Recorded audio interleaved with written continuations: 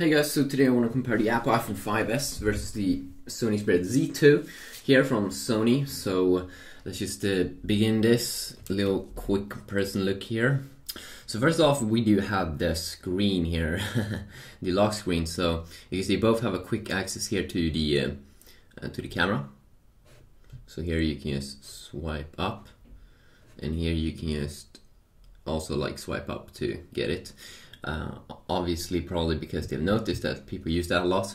To unlock here, you can see here kind of cool when you're changing or when you are going around like this on the Xperia Z2. It is actually changing colors, which is a little bit random, but pretty cool.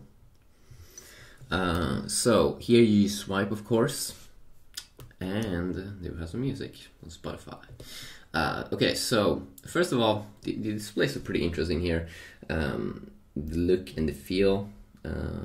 Let's see here, friend request, accept. I would actually say that the Xperia Z2 actually looks better. It looks more like vibrant and such things when you start to look on the display. It's almost like the this one looks like a joke. It's not as vibrant, but let's see here. Is the brightness turned on full? Yeah, very interesting here. How more vibrant the Z2 is. We have a 1080p 5.2-inch display here on the Xperia Z2, waterproof and like dust proof as well. Which uses the older Xperia lineups, but 5.2-inch display, pretty big actually, pretty big. It's even bigger than the Galaxy S5. Not bigger, of course, than the Note series from Sammy Boy, but it's fairly big actually.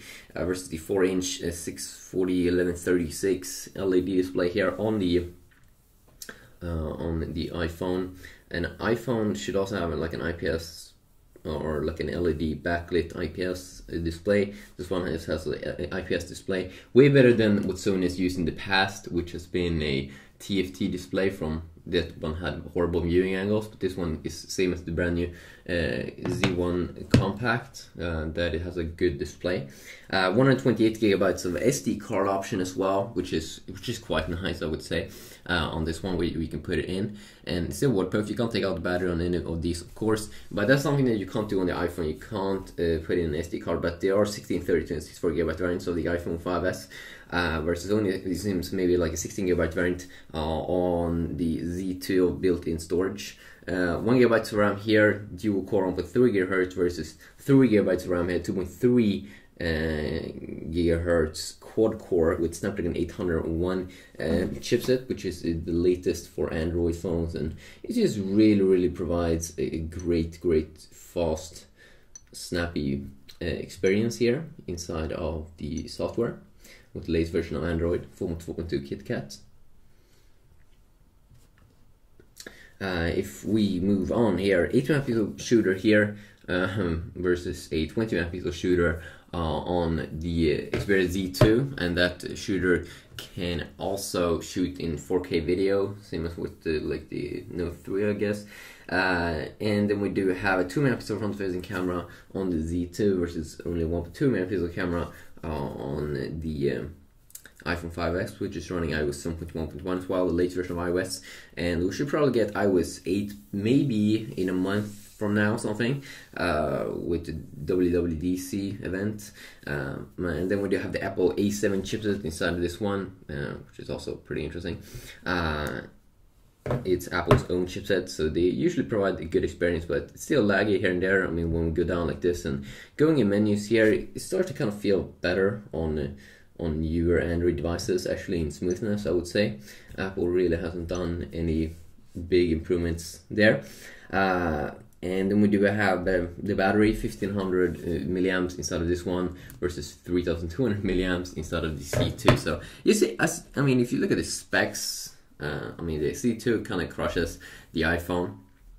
But then again, this one could be nice if you want to have something that is a little bit more compact and you want to have a good ecosystem of apps from Apple, and you use iTunes and all that. It works pretty good with the iPhone, but you're still pretty locked down This one, of course, has an amazing system for games and amazing app store, Play Store.